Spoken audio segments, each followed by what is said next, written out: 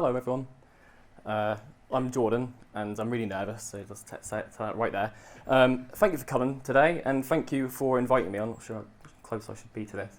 And yeah, thanks for inviting me today to talk here. I really appreciate it. Thank you to the organisers for allowing me to come here, seeing people I know. Hello, I ain't seen you in ages, have I? Yeah, so yeah, thanks for inviting me. I had a look around the games art and design artwork that was on show earlier, and I've got to say it looked amazing. Like, it was much better than like when I was there. No offence to anyone else who was in my year. It was definitely putting me down because there are people there who are like absolutely amazing on the wall over there. So well done, really, the quality has got really high. So yeah, I'm just going to talk today about how I apparently became a video game concept artist, really, and what I've done to get there, and kind of just the kind of stuff, how I found my way there, really, and hopefully give you some advice about how to get into the industry, what I've done along the way, and just some tips and tricks, what I've kind of got about freelance work, and just about finding your way into it, really, and just enjoying it, really. So yeah, I'll give you a bit of background about me quickly. I've been producing concept art now professionally for about 5 years or so, and I've worked on a number of projects, like mostly kind of freelance and kind of in a studio basis at the same time. Most recently, I was working at Lionhead Studios until, unfortunately, they got closed down recently, which was quite sad in a way. But yeah, that was very recently and stuff, but that was a fantastic experience. Before that, I was working up in Dundee at a place called Kabojo, working on a mobile games RPG, which was absolutely awesome. That was my first studio job as well. And before that, I did freelance work for a while. And before that, I also was at the Games Art and Design course here in Norwich at the university here, the Norwich University. And yeah, I'm also from Norfolk, and I'm from Yarmouth, so it's nice to be back for a little while. So currently based in Guildford, and came back from there today, so I'm a little bit tired, so it's not even that far away. But yeah, anyway, today I'm just going to talk about what, like I said, my experience as a concept artist, how I got into it all, any advice that I might have. If you've got any questions, I'd like to keep this kind of as informal as possible, because that'll stop me from getting really nervous. And if you've got any questions at any time, just please just raise your hand and just ask away, because that'd be really cool. And I'll probably have missed a lot of things as well. So yeah, if there's anything that's too clear, let me know. If I'm speaking a bit fast, let me know. That's what I am. And at the end, if you'd like to come and have a chat with me about anything, please do. So yeah. So, give you a bit of an overview about what I've done and what I actually do as a concept artist. And excuse me if you probably know this already. I'm sure probably a lot of you do already. So what my job is, essentially, is I create artwork and illustrations that are used as a kind of a visual key for a product or something that you're making at the time. And as a concept, which is kind of in the name in a way. And for example, this is something I kind of set myself recently. It's very quick. But for example, I might be given a brief that for a number of mood sketches based on something like a warm throne room thing, in a way. Just trying to create a number of warm images that kind of create an atmosphere, create a look and feel, kind of tick boxes of a brief that someone might give you that kind of make the product what it's meant to look like, in a way. So yeah, it's about exploration initially. And these then might be used to help set an art direction or kind of the certain aspects of a game or a film or the product that you're trying to make. And yeah, just trying to, and in games, generally just trying to show a character, like their expressions, their general area of a game, the look and the feel of it, essentially. My kind of favourite stuff to do is environments, so I love doing this kind of stuff, like making up, the look and feel of stuff, doing atmospheric mood pieces and that kind of thing, just to get an idea about what an area of the game is, really. So, also, you might be asked to mock up certain scenes, like what I did here for an art test at the top there, for kind of an in-game shot, possibly. They're just focusing on the key aspects of an idea that is brought to you by your art manager or your art director, and just trying different looks and different designs and just generally exploring an idea. So I've definitely said that already. So, and it's a brilliant job. I absolutely love it. I've loved doing this as a profession. It's pretty much my dream job. I get to go to work. I get to paint all day. I get to just have fun, really. I get to experiment with what things to do. And the good thing about it is that the more you do it, the more you learn, and the more you grow as a person, as an artist as well. It's not one of these jobs where you go there and you sit down and you don't do anything. You don't grow or learn. You always feel when you've left that you've learned something from the person either sitting next to you or just in yourself, which I think is amazing, really. So, you know, I can't imagine a job like where, you know, I wouldn't want to do anything else pretty much. So, which is good. So, well, most of the time it's pretty good. So, yeah, sometimes it's not. Anyway, so I thought it might be cool to kind of go through what I've done to kind of get here and what I did to kind of get to where I am right now, going right back to kind of the start in a way. When I was at high school, I was obsessed with Final Fantasy, and I still am now. And if anyone doesn't know what that is, that's a game. But you are at a game festival, you probably know what that is. Yeah, when I was a teenager, I used to just doodle stuff all the time and just play around like everyone does. Everyone sketches, everyone does silly little things like that. And I studied art, and at school and college, didn't really think if I was going to do anything with it. I enjoyed it, but I kind of felt it was a better option than doing like, you know, maths or something like that. So I did that. Didn't really think I could get anything out of it at the time. But then I came to here, and it was good. It was good. I left college, and I was 18 when I started on the Games Art and Design course here.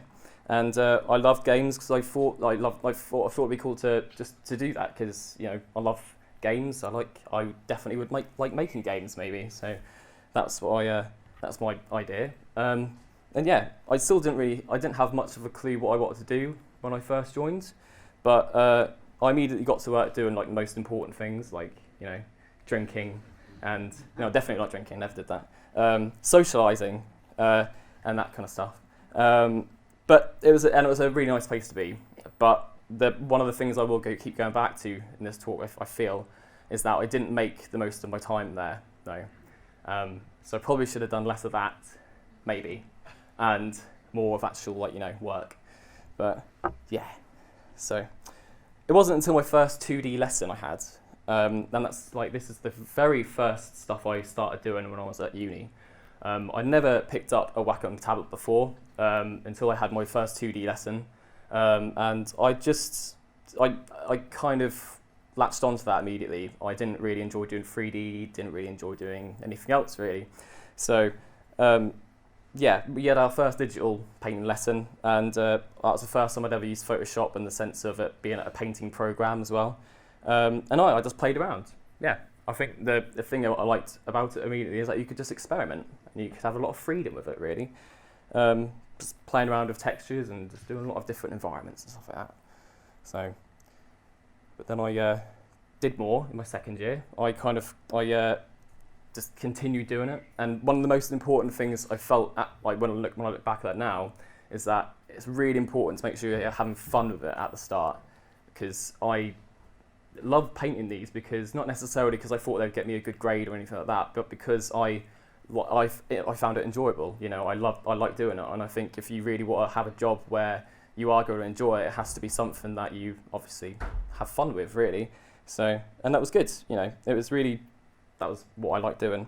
But yeah, the process of doing characters and stuff, which is why I don't have them, I felt was really daunting. So instead, I did environments instead. I still feel now that with characters, there's a smaller margin of error with trying to make things look right. So I kind of copped out a little bit and did environments in a way, in the sense that, not in a bad way, I don't mean that badly, but like just, you can kind of create a huge sense of scale with kind of a lot of different brushstrokes and a lot of different things, and then put a tiny little man somewhere, and then you're like, that's massive. So, and that was pretty cool. And it's good as well, because when you're at the start and you've got Photoshop for the first time, you're playing around, you're throwing a few brushstrokes down, put a little man in, you've got a piece. There you go. Fantastic. So that's what I did a lot. Yeah, I just messed around, and I started to feel proud about it as well, though, and that was the main thing.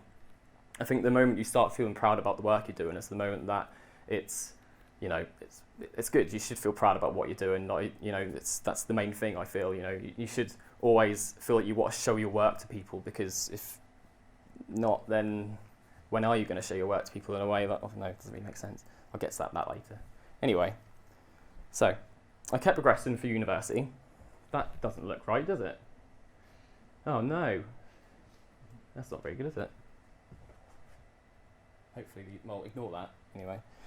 Sorry about that. I exported this from my keynote to PowerPoint last night, and it looked right on my thing, but apparently it doesn't. So, okay, sorry about that. Yeah, I kept progressing for uni. I started to focus more and more on environments, and you have a choice in your third year to kind of decide whether to do 2D, 3D, anything like that. So I obviously chose to do 2D because that was what I loved doing.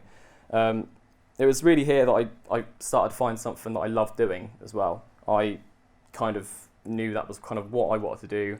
Did that in my third year, did it all the time, and that was great. Unfortunately, I felt I let that get the better of me a little bit though. When I was in my third year, I looked at kind of the stuff I did. I looked at the stuff that I was doing at the time and the progression I'd made for my first year, but I got a bit cocky, admittedly, and I went out a bit too much, and I felt like I didn't really need to improve that much either. But once I left university, and this is going to sound really preachy, I really felt I should have tried harder in a way, because I look at kind of the stuff, like I said earlier, and not that, and yeah, I look back on that time, and I feel like I definitely possibly didn't use it as wisely as I could have done in a way. So what I will say, if there are people here, obviously I think there are, doing the games art and design course, is to definitely make the most of the time you've got there in a way. You know, it's I know I'm not going to get tuition fees and that stuff, but like it's a great time. You've got great facilities here. You know, you've got a great like background of tutors and lecturers and stuff like that.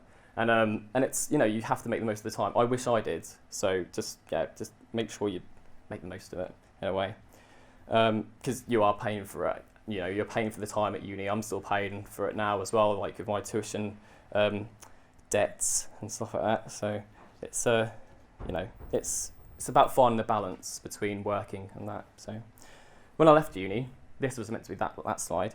I started looking around for concept art jobs, and I think this is the main thing really. And I wasn't exactly successful right away. I left uni thinking that I was going to be really, really good. I thought I was going to be the best. I thought I was going to be have all these jobs just lining up for me all the time, and I was really wrong. Like I felt like I look back on my portfolio now, but I still kind of felt the same way then. But it lacked variety.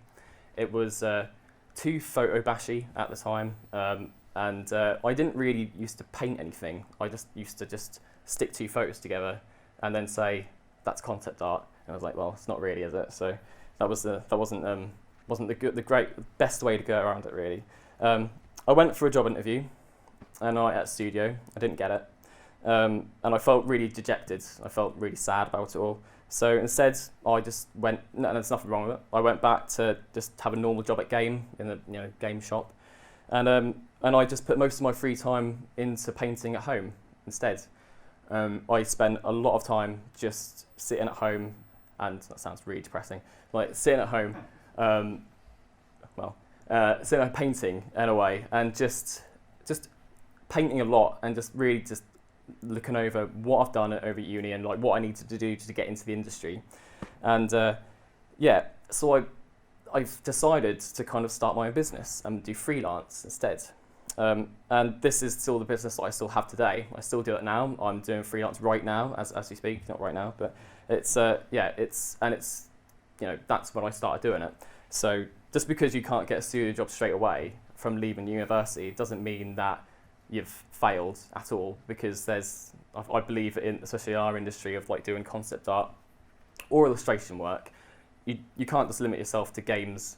You know, there's work out there for a lot of different things. So I did freelance instead, and that top picture is meant to be the first bit of freelance work I did, but it doesn't look like that. Doesn't look that good anyway. But it's that was meant to be that. And I think it was for a book cover.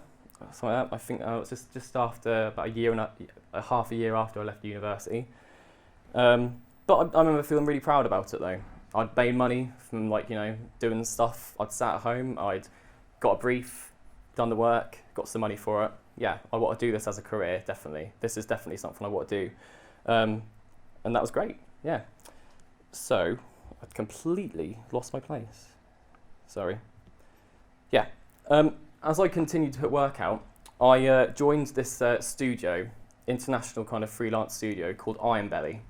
And they're a freelance international kind of group of people who were all kind of working on this sci-fi first-person shooter at the time.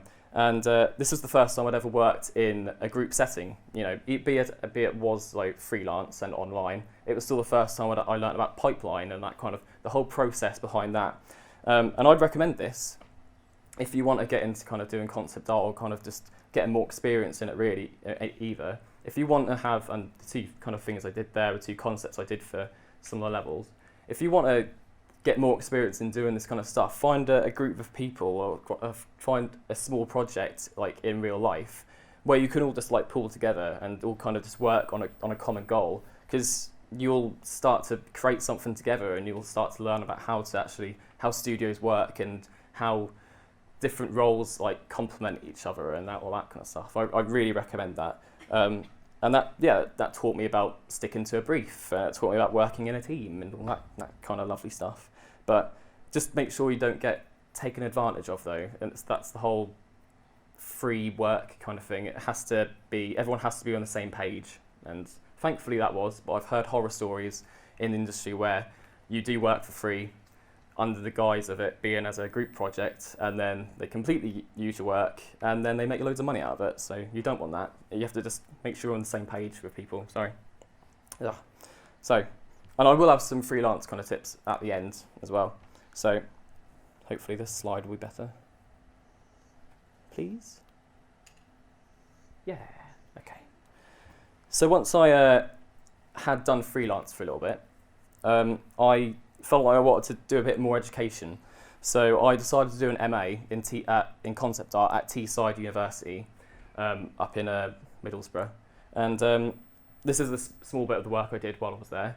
And it was just great. It was really good to just have a whole year where I could put like all year just into painting, really. It was a paid vacation on my part, but it was a fantastic time to sit down and paint continually for a whole year. And obviously you have to put a lot of time if you really want to kind of get good at this kind of stuff, get experience this kind of stuff. And that was a fantastic thing. I'm not saying everyone should go and do an MA, I'm not saying that at all, but you have to put that time and effort in to do it. Having that year I had there was fantastic for that. I just, sat in class or at home just painting all the time, and it was brilliant. And during the time there, I also worked freelance as well, so that's pretty good.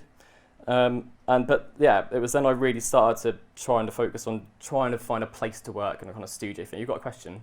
Yeah. Did you feel that working for a while made you value education more when you went back to it?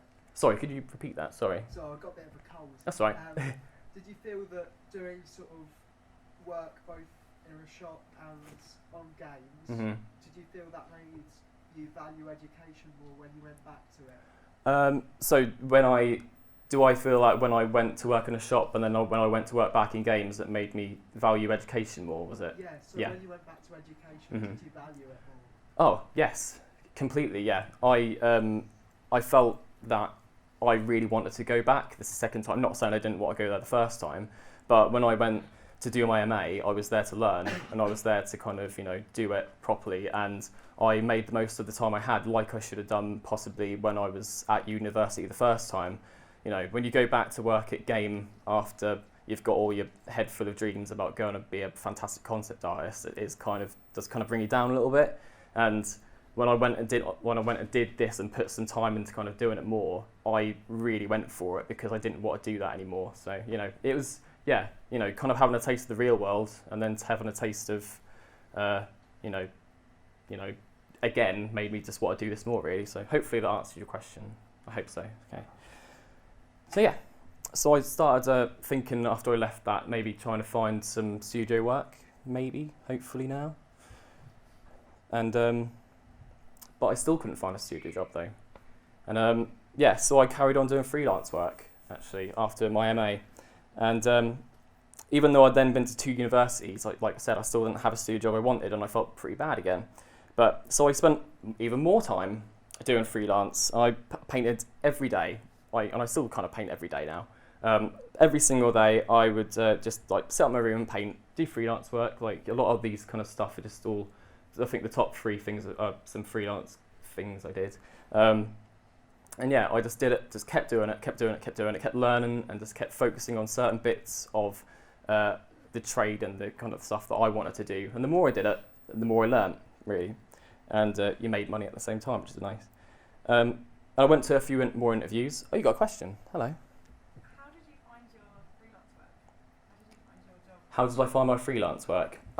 A lot of my freelance work I found was through having like a website, pretty much, and having a DeviantArt, which I'll come on to later. My very first freelance jobs I got were through having a DeviantArt page set up and having an online presence, which I think is like incredibly important if you want to have like a job in this industry. And once I'd started having that, once I started putting my website out there more and stuff like that, I would just get emailed from contacts going on my website and having from the contact page on that going straight to me. It's all about having an open dialogue in the way people have to be able to find the way to contact you, but also you have to put your work out there enough for people to see it. So, just about being really shameless, pretty much, and then you'll get work. And I think you have to be shameless. Yeah? Did you have to mention on your portfolio that you were in fact a freelancer? Okay, did I have to mention on my portfolio that I was a freelancer? Not really. No, I guess that kind of goes with the territory, really. If they're, well, actually, right, yes, I understand what you mean now. Yes, I did. Yeah, yeah. Because if you don't say that, then they might not know that you are open to being working like mobile-y. That's not a word.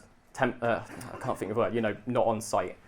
So yeah, definitely. It's just about, like I said, about being clear about what you're doing and like who you are and how to contact you. And if you've got, if it says on your website, I'm a freelancer, I'm accepting freelance work, then that's it. That's all. If they think you're good enough, then they'll email you, and that's just how it works. You got another question? Sorry. That's all right. Would you say is there any obstacles in the way of having to switch between being a freelancer and working for a studio? So are there any obstacles between switching between freelancing and studioing? That's an interesting question. More time, really. Time constraints, really, because there are obstacles in the sense that some studios won't really necessarily want you to be freelancing on the side when you're at the studio, because if the project you're possibly freelancing and doing conflicts with the IP or with the thing you're doing in the studio, then they could say, don't do that. That's too similar to what we're doing. That looks like you're using stuff from studio or in your freelance work. But if you're doing stuff like kind of like this, which is completely, say if I was working at Fable that I was then doing like a sci-fi picture, then they'd be like, well, we're not doing Fable sci-fi, are we? That's absolutely fine. So that's all right. So it's just about being not too similar in a way. So yeah, cool. Hopefully that answers your question. Yeah. Right. Where was I? I said I went to a few more interviews though. They didn't really click though, and when I kind of kept going to them, I was getting more kind of downhearted, but realising I was kind of missing stuff from my portfolio. But I kept going at it, and I kept trying, and then I got a job. Yay! That was good, and it was generally one of the best days of my life. Actually, I'd worked for years and years and years and years, well, not that long, and I'd finally got the job I wanted, really, and I was really happy. I felt that all the effort I put in, all the kind of stuff that I'd actually done leading up to all the hours in my room painting, finally got me where I wanted to be, and that was great. I was really happy. So yeah, Kabojo, they are, or maybe still were, they're a mobile games company based up in Dundee. And their plan was to create a mobile phone role-playing game called Zodiac, which had a lot of input from people who had worked on Final Fantasy. And I love Final Fantasy, so I was like, yes, I'll have that straight away. and it was fantastic. And we were saying about DeviantArt earlier, about kind of finding a job. I got found for the studio place through DeviantArt, actually. The art manager messaged me through DeviantArt one Friday afternoon and said, blah, blah, blah, blah, we've got this going on, would you like to come for an interview or a Skype interview? And I'm not sure if any of you are aware or that kind of in tune with DeviantArt. You get a lot of messages on there, and you know, kind of offers of jobs and stuff that on DeviantArt doesn't really kind of ring very true. And it's not a place you'd think you get a legitimate offer from, really. But that happened though, because I had my stuff on DeviantArt, because I had my stuff online, because it was up there and people could see it, because I was shameless with like showing my work off, and I still am. I got a job from it, pretty much. And to me, don't underestimate anything online. If you got stuff on ArtStation or DeviantArt or on your own website, it doesn't matter where it is. Like if people can see it, and if they think you're good enough, they will hopefully maybe give you a job. So you never know who's going to be looking at your work, and that's the main thing, really. So yeah, after spending years doing it, I was really pleased and that kind of stuff. I was, you know, very pleased about it. So next one. Cool, lovely. So what I did there is some of the screenshots from in the game. I was going to have a video, but then I decided not to because I thought that'd be a bit hard. But the main thing of the game was it was a traditional kind of RPG, JRPG we were trying to make, using kind of classic turn-based kind of thing, just like Final Fantasy really. But the main thing we wanted from it was that all the environments and all the characters were all hand-drawn and animated using Spine, which is a kind of animating program. And my job that they took me on for was to do the 2D kind of environment work. I was the first environment artist that they took on board to do that. Yeah, we wanted to have this kind of storybook, kind of painterly look to the whole game. And yeah, I was taken on to be the first person to plan and conceptualize the look and of these levels and stuff, and to then build them in Unity as well. So my kind of main job was to kind of build the stuff, the backgrounds you see on the 4 ones there, really. So paint the assets and then put them in together. So yeah, and we would. So these are some of the assets for example, that I had to do while I was at Kabojo. These are just the selection ones, just the ones that I liked. The rest of them were rubbish, and I thought I'd just show these. And we would then, so yeah, the process of being there was we'd have these concepts, we'd have these ideas of assets that we'd use to put into a background, into a level, and then we would just refine them into usable assets like this, really. And yeah, and then use Unity. I don't really know Unity myself that much, so I can't really explain what it is. But it's just using it and placing it to make the levels and stuff in Parallax. And yeah, since it was quite a small studio, it allowed me to kind of get a lot of experience immediately in working with the coders, with the design team, with who else is there? HR? No. That just having a lot of experience straight away of a lot of these people really quickly, and that was great. It was awesome to kind of have this really close-knit group of people who all working to a common goal. And yeah, you just immediately going into a studio job, you learn so much about the industry straight away. I was there for about a year and a half, and it was possibly one of the best experiences of my life I had, just because it was so eye-opening, really, pretty much. I learned so much while I was there. So yeah, it was just you just pick things up all the time. You listen to the coders talk, and you don't understand what they're saying. You just enjoy the whole thing. It's great. But unfortunately, something which just kind of happened most recently as well.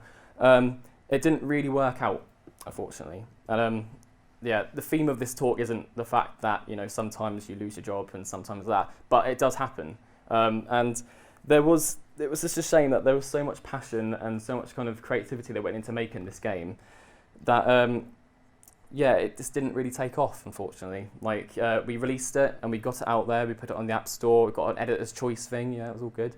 But it still didn't take off, unfortunately. It just didn't do very well. Yeah, it was called Zodiac as well. Zodiac Orchid Odyssey. I didn't think I said that. No one's going to buy it now anyway. But it was it was just such a shame to see the amount of effort to put in into this game, and it just didn't work. So inevitably, they stopped production, and I got made redundant from that. So that wasn't good. But I wouldn't change it though. That's the thing. The experience that I learned there, and mostly the friends I made there as well, was just completely priceless in a way. Like, hello, question? Did you get any feedback on like why you think that game wasn't successful? So did I get any feedback on why the game wasn't successful? Yeah, I'm really trying to think of why. They didn't sell many. That was the main thing. And there was the other thing as well. I can't remember what it was now. I think a lot of people just didn't really connect with it. I think the project we were trying to make an RPG that you used your finger to move the Griffin around the screen on an iOS device. It's a bit too small for that, really. And like the amount of stuff, the amount of content we were trying to chuck into this small little box package, it just felt. I think a lot of people felt it was a bit rushed and stuff, and people just didn't really connect with it really. Personally, I felt that we should have done it on Steam first, because that was the option we were going to do it with, but then we didn't, unfortunately. But I think the main thing was that people felt it was too confined, it was too constricted. We were trying to do a really big thing on a really small thing. So yeah, that was the main thing really. So yeah, but yeah, it's all about kind of stepping stones though. That's the thing. Like, even though that happens and you lose your job, it doesn't matter, because in this industry, it's just all about kind of the experience you get along the way, and that's fine. I wouldn't change that for the world. I wouldn't have got my job at Lionhead if I hadn't gone to Kabojo, and that's the thing. So that's just how things are. Unfortunately, it's not always going to be rosy in the industry. Sometimes you will possibly lose your job and be kind of stuck somewhere, but you just have to move on to something else, and that's just how things are, unfortunately. So yeah, next one. Lionhead, yay. So when I found out Kabojo was closing, I started looking around for another position quite quickly, and I was hoping to move away from Scotland for a bit of a change of scenery, and a recruiter actually got in contact with me initially, and said they've got a position, or got a few positions and stuff, and I found that that's quite a common thing.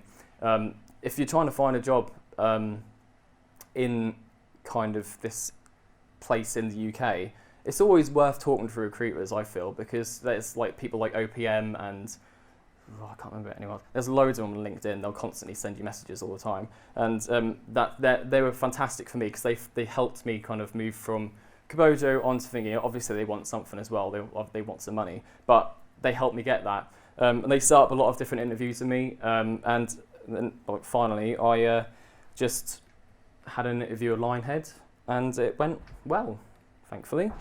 Yeah, it was the interview I had for this was over Skype though. I didn't actually go down to see them. And that was quite informal, and the majority of like the interviews I've had while doing that have all kind of been over Skype and that kind of thing. They've all been quite informal, quite, just having a chat, showing your work, showing portfolio. Yeah.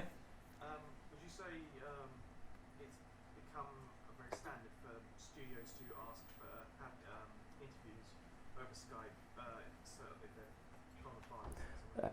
So yeah, would I say it was standard to ask for Skype interviews if they're really far away? Yeah, because it's just easier for them instead of them paying you travel to go up there, rather than kind of you going up there and then they tell you sorry. Yeah, exactly. Yeah, that's the thing. Yeah, because that was what happened with Kabojo and Dundee, because I was in Great Yarmouth at the time. Thankfully, they didn't say to me, "Oh, come up for the first interview all the way up to Dundee," because if not, if they'd said no, then that would have been awful, and I'd be really angry about that. So yeah, majority of the time I find they'll ask on Skype if they're far away, and I think sometimes you can request that as well. If you're just honest with them and say, this is quite far away from me, do you think that we could do this over Skype? They might sometimes say yes. So yeah. So I went to Lionhead, and I've recently kind of gone there, and I'm not sure if some of you are aware of what happened recently with Lionheads, but they did unfortunately close down recently, which is just a massive shame, really. It's really, really sad. I played Fable when I was at uni, Fable 2.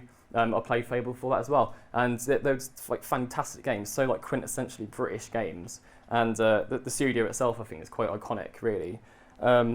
Yeah, and it's just such a shame that they decided just to close it down, really. So yeah, but yeah, before that I kind of missed a bit there. It was just quite sad in a way, but yeah. I didn't think I'm really allowed to show what I worked on there just yet, unfortunately, because I would have liked to have done that. But it was, like I said, with Kabojo, it was a similar experience to that. It was great to have that time, that kind of experience working with this really professional group of people. It was a massive step up from Kabojo was. And yeah, it's just really sad to see a lot of people there who've been there for 14 years and now are not really. So yeah. So yeah, it was quite sad. Yeah, but like I said, these things happen, unfortunately. Yeah, so you just have to roll with it, I guess. So that's not right. Is that right? Oh wait, yes, it is right. There you go. Yeah, I know what I'm doing. Yeah, right. So let me talking about my life. I've got a bit of advice maybe and stuff like that. So. Admittedly, I love doing environments, and I think I've definitely got pretty lucky finding 2 studio jobs where I've been primarily asked to do environment or asset work. I can definitely say you wouldn't always find that. I've definitely got lucky doing that. And yes, and like you can see, this is a somewhat varied portfolio. I don't really do vehicles. I don't really do creatures, really. And that worries me, of course. Like, this is one of the things that I need to do right now. I need to work on having a better portfolio. I need to work on adding more content into it to be more employable, really.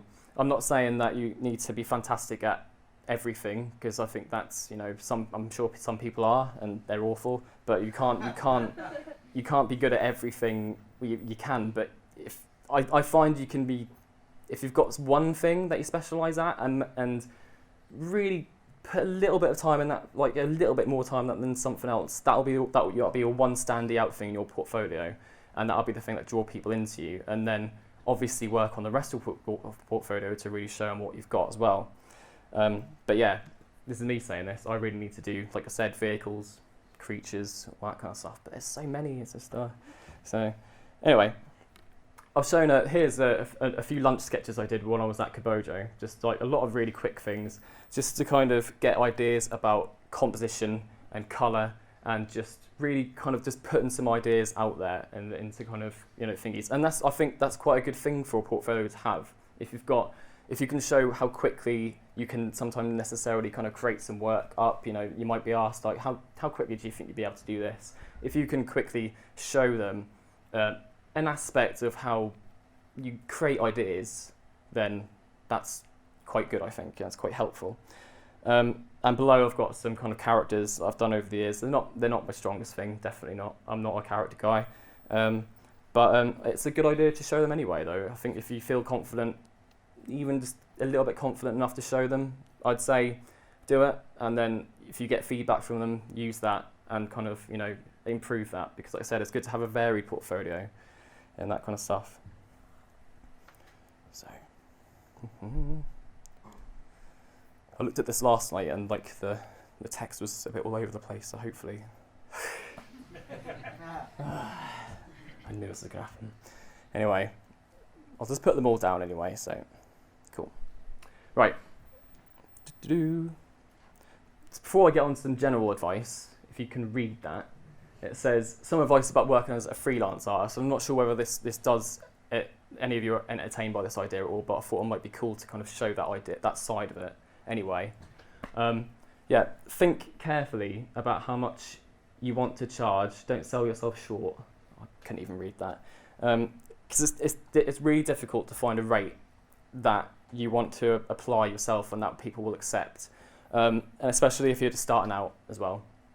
I can't really say a specific amount, to you, and I'm sure, and no one can really say one to me either. It's all about how you feel personally, how much you're worth in a way. But also, it's, you know, you can ask around, you can test the waters a little bit. If you get asked to do some freelance work and they say so and so price, you can then like do a counter offer and say maybe this instead, because it doesn't hurt to ask. It doesn't hurt to like to see whether they would pay more, or like, because some people will try to rip you off, and that's the thing. Just don't sell yourself short, and don't try to necessarily always take the first offer. Sometimes, but you know, that's the thing.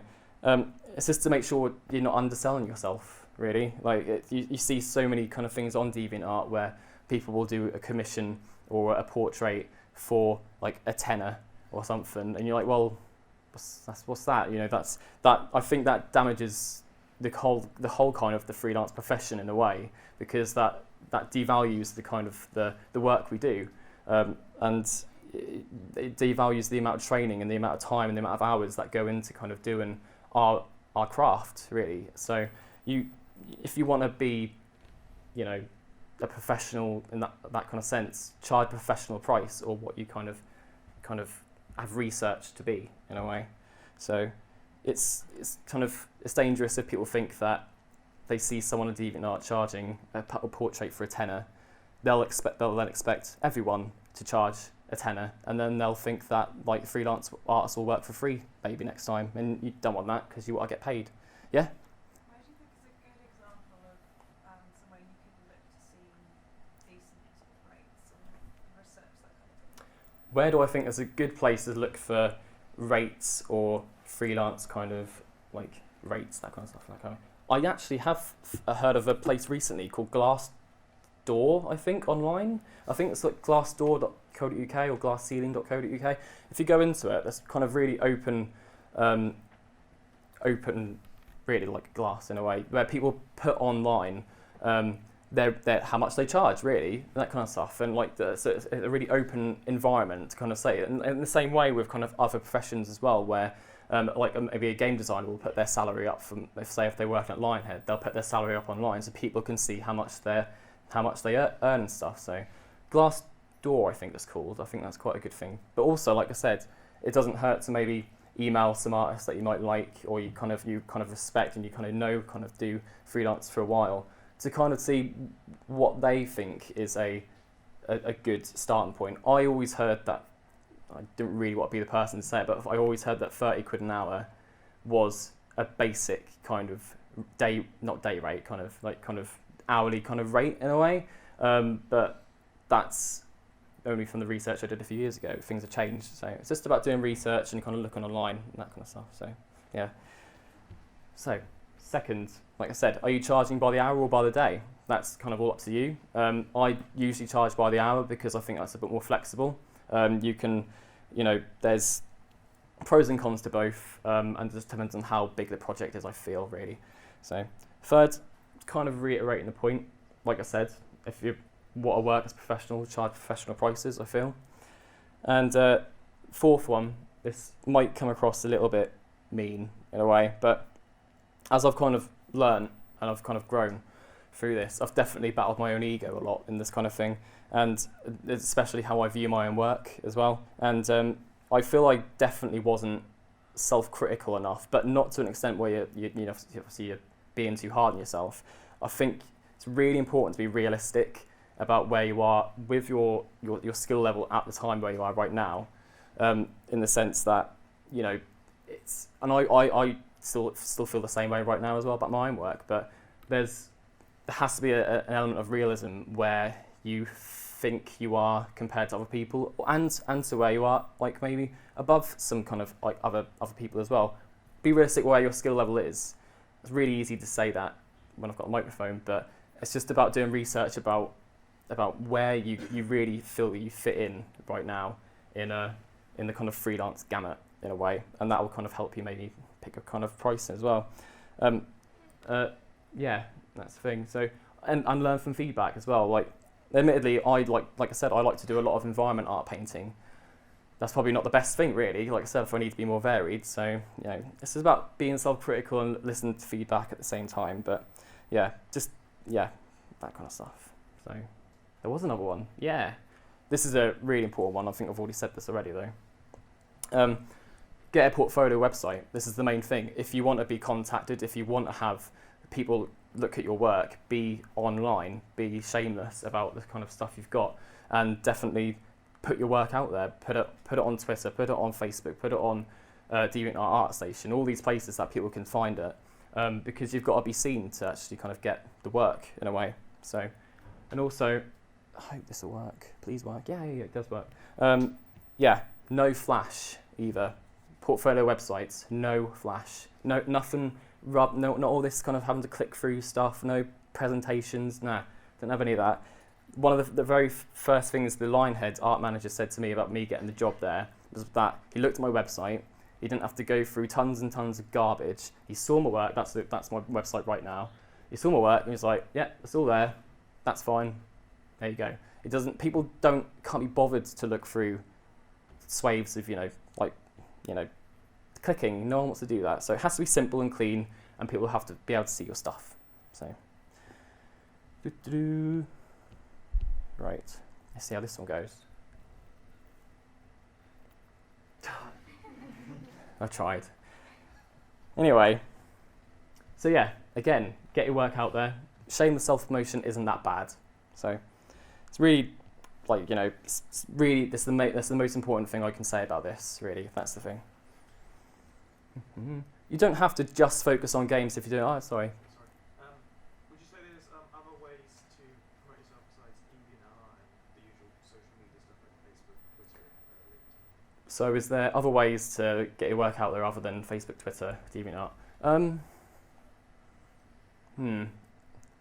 I think it becomes more difficult when we're working with, especially if you're doing concept art, it's more digital now. It kind of gets a little bit harder to kind of show it off if it remains in a digital kind of format.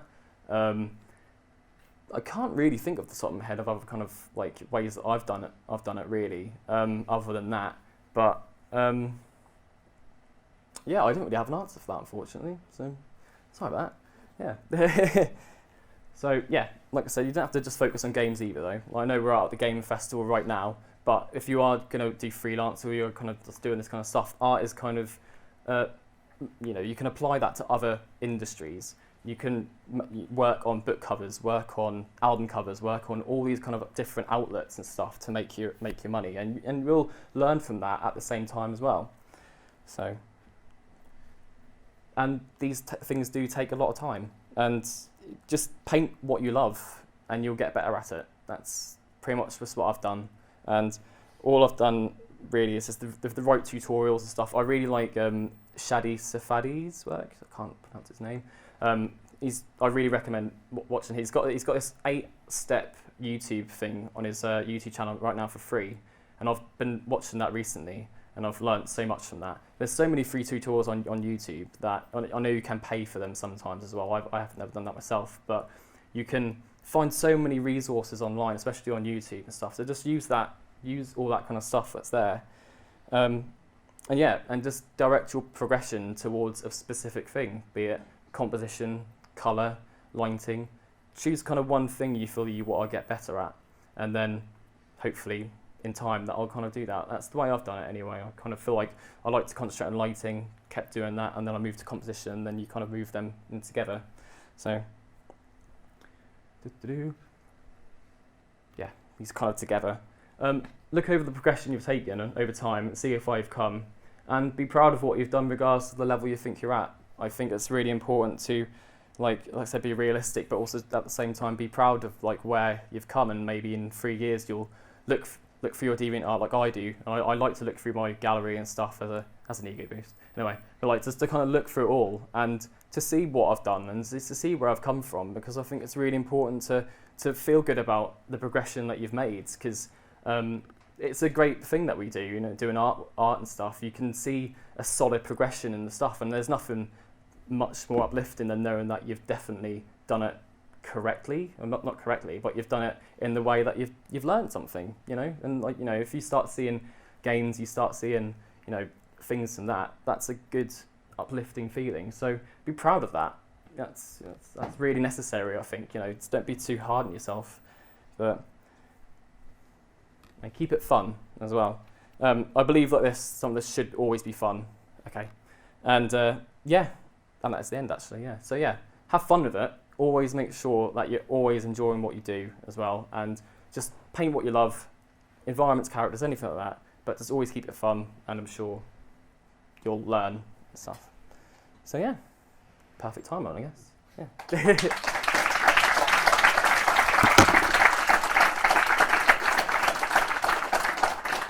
Also, I should say, special effects, Charity. This is, I can't remember what was it you asked me to say. Yeah. Okay. Cool. Right. Is that it? Cool. Have you got a question? Yeah. You said you've been to quite a few interviews. Is there any sort of hints or tips you could give us to what they might want to see or what you wish you'd done there? Yeah, definitely. I feel that when I went to the interviews I went to, I didn't have, like I said, much more of a varied portfolio enough, really. I didn't feel like I researched them enough when I went there. I'm not saying you have to dedicate your portfolio to a specific studio to get that job, but I kind of went to a few of them and I felt like I wasn't aware of exactly what I would be doing there necessarily, or that kind of stuff, or the kind of the necessary things that they would be asking me to do. So I'd say just do your research about where you're actually going to be going to, and just listen to everything they're saying, and be realistic. If they say, do you think you can do this? And if the answer to that is no, then be honest with them, because they might be like, well, that's fine, come on anyway, we'll do this, we'll do this together, and we'll help you out in that way. So be honest with them, but also do your research at the same time. So done. Thank you.